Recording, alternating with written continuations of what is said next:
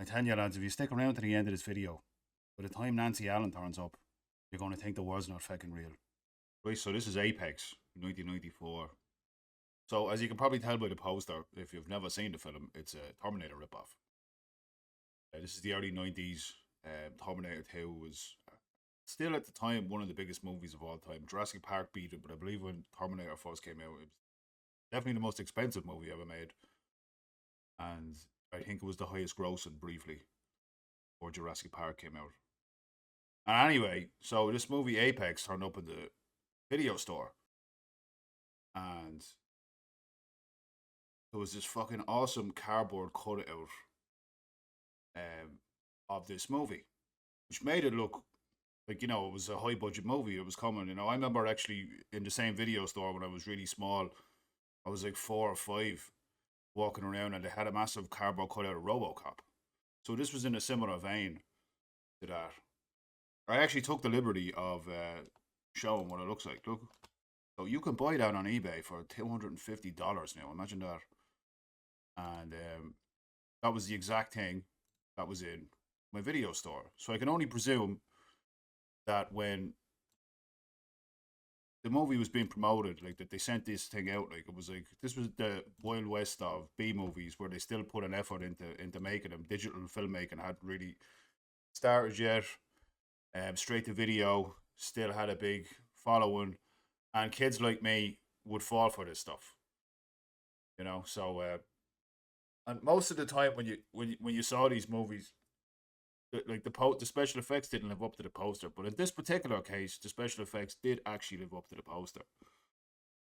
The movie itself, now, I'm sorry to say, even back then, was fairly shit. There was lots of movies like it. It wasn't particularly entertaining. It's a direct Terminator ripoff. It involves time travel and apocalyptic robots. The whole lot. The whole thing looked like it was filmed in a factory in fucking Bulgaria or someplace. But the robot special effects did indeed look like that. So let's have a look at the posters. Lisa Ann Russell. We're going to talk about Lisa Ann Russell. So that's what the robot looked like. I mean, yeah, okay. As an adult, I can see they're basically Power Ranger costumes. But anyway, this girl who was on the cover, Lisa Ann Russell. Let's take a look at what she did with herself. She wasn't in much. She played girl in Saved by the Bell, the college years. Okay, not a big role. Sinbad, The Battle of the Dark Knights. I'm a sucker for Sinbad movies, but I have a funny... Oh, Richard Grieco's in that. Okay. When I was a kid, I didn't watch 21 Jump Street. I remember it being on TV. I was too young. The ads used to be on Sky all the time. And I hadn't a clue who Johnny Depp was. Oh, they kept advertising the shit out of this movie, If Looks Could Kill, which in Ireland was Teen Agent. So it was basically a James Bond rip. It was like James Bond Jr. Remember that cartoon? And they advertised the shit out of this, and I was all over it. Like, I was like, I used to watch the trailers religiously to everything that I got, and I used to read all the titles as they came, and I this is how I learned all this rubbish. Like, I'd learn the actors as they go, like in the cast list, like, starring, and then I'd look out for the same name twice and stuff like that. So I learned a lot from watching trailers. I remember actually watching Die Hard trailer so young that I thought it was called Die Hard. Whoa, that was weird. Look at that. Is the AI listening to us? Look at that. Look. My God. Yeah, that was a strange coincidence. Anyway, Richard Grieco, yeah. Poor Richard Grieco, he didn't really capitalize on it. Go back one. I can't even remember myself how we got here. Is that a good sign or a bad sign? Oh, okay. You know what's really interesting about that, actually? And maybe you find it interesting or maybe you won't, but when I saw Lisa Ann Russell there, fun fact, I notice here, I see Zack from Saved by the Bell. And I guarantee you, if we click on Lisa Ann Russell, hang on now, this is usually the case. See, she's divorced. Why were they always divorced, by the way? And she's now married to Jeff Prost. So she didn't have really a film career, but she's film adjacent. Okay, so probably a model or something. I find this shit fascinating. Okay, this guy's the host of Survivor. I don't watch Survivor. I think I saw the first season, but like, that's a long, long time ago. She's married to the host of Survivor. So there you go. That's random. Now, where were we? Apex. Go back one. Richard Keats, yeah, he was the star of the movie. I remember that. He's like a scientist that travels through time. He invents time travel, gets caught in a vortex, and basically ends up in a future that he's after destroying. Teams up with a bunch of cyborg, um, anti-cyborg, resistance fighters, and they try and save the world. I presume they do. I cannot remember. Philip J. Roth. What else has he done? Let's get to the good stuff. Prototype. This looks like it's, ironically, a prototype for Apex. Okay. Oh, look. Michael J. White is in it. If you don't know Michael J. White, he is Spawn. He could have been Wesley Snipes, but he's Michael J. White instead, basically. Okay, Digital Man. Now, I wish I had seen this when I was a kid, but I didn't actually watch it. I saw the trailers for it, and I remember thinking it looked awesome, but I never actually saw the movie. Um, it had in the trailer, it had like CGI special effects, which were still like a new concept. Yeah, it looks like it was filmed in the same place as Apex. Like that's exactly what Apex looks like exactly. So they probably just put the two productions together and went for it. What else we got here? Oh look, it's your man Paul Gleason. He's the principal in the Breakfast Club. Anna Baldwin. Yeah, Don Swayze, Patrick Swayze's brother. Who's that dude? No name. Christian Dalton. Oh look, wow. She was Jack Nicholson's wife in The Departed. Not sure. Okay, let's have a little bit more of a look at this guy's filmography and then get the fuck out of here. Velocity Trap. What's Velocity Trap? Oliver Gruner. Okay, Oliver Gruner is pretty cool. He was almost like the next Van Damme. He's French, I believe. He's in a few awesome movies in the early 90s. He's one of these guys that almost broke out but didn't. Nemesis, which, as you can see by the rating 5.4, is pretty decent for the era. And again, it's another Terminator adjacent movie. Cyborg Cop. Okay, Cyborg Cop. That's interesting because I was thinking of the movie Cyborg Cop only a few minutes ago. If you've never heard of Cyborg Cop, we will look up Cyborg Cop. Look at this.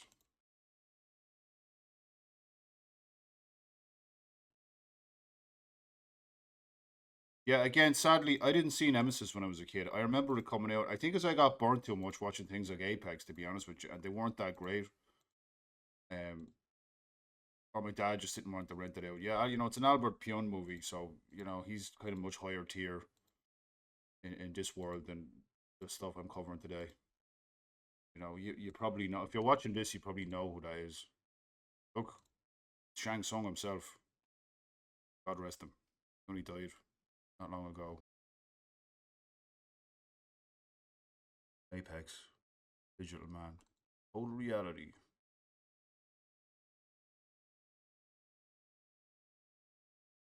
So David Bradley, I've heard of him before, just knowing the name. So it's one of these sites. There's no photos for it, unfortunately, so I don't know anything about this movie. But who the fuck is David Bradley? John Rhys-Davies. He's in a lot of these B movies back in the day. So it's kind of a miracle that he ended up getting the Lord of the Rings after all of this. Like, fair play to him. Look at that, Cyborg Cop. You see, the world's not real. The world's not real. I'm telling you, it's not real. So Cyborg Cop. Cyborg Cop is very like, in my life, Apex. Hang on now, we can find. We'll have to go to Cyborg Cop 1. Oh, David Bradley.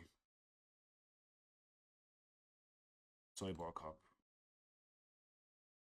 Now, that's not the poster that I saw when I was a kid. That is the poster. Now, when I was a boy, my dad was a painter and decorator. So he had to paint a video store, the same video store where I got Apex. And he had to paint them in the nighttime. When the video store was closed, I remember the time vividly because he was gone every night for like 2 weeks painting the video store at night. And he brought me home some posters from the shop. He also said they had a whole piracy operation going on upstairs, but look, it was the early 90s. I don't think they had them holographic labels they were supposed to have, you know what I'm talking about? Maybe they even had fake ones. But they were copying films upstairs. Anyway, that's besides the point. But I had this poster. He brought home that and he brought home Stone Cold, the one with Brian Bosworth. And if you've seen the Stone Cold poster, I'll put it up on the screen, but it looks just like the Terminator. And this one. But what was cool about it is it didn't have, I presume this is David Bradley before he was Cyborg Cop. Maybe it isn't, but he wasn't on the poster. It was just a big cool robot. And it said Cyborg Cop. Maybe I'm remembering it wrong. Maybe the fucking guy's head was on the poster. I don't know, but I didn't think. I thought that this was actually genuine special effects from the movie, and I remember having this fun kind of playing a game with a friend of mine in school. Going, Cyborg Cop is better than Robocop. Who's cooler, Cyborg Cop? We were literally going around with the guns, pretending we were Cyborg Cops, and like blowing away Robocop. You know, it was like just before school started, and weirdly, at the time, I never ended up renting Cyborg Cop. I don't know how I didn't rent it. But I saw it years later on YouTube. I think you can still actually watch that one on YouTube. I'm not 100%, but I think you can. And it is fucking terrible. No, it is nothing like it is nothing like that. He looks nothing like that. You know, it was false advertising. And that's the problem with most of these movies. They have false advertising. But like I said, at least Apex had the actual robot. The robots looked like, you know, what it says on the tin, basically. We're going to stick to the plan and we're going to stick with Philip J. Roth. And we are going to find our way out of this rabbit hole. Kind of the equivalent of doom scrolling, isn't it? So, unfortunately, you know, as time passes, the B movies become less and less interesting. You know, and the ratings to them go down. You see, by the early 2000s, unfortunately, the DVD revolution was after happening, and that pretty much killed fucking straight to video. Everything then in the early 2000s looked like Sci-Fi Channel shit. Like, you know what I mean? Like, look, this is Sci-Fi Channel schlock 101, you know. And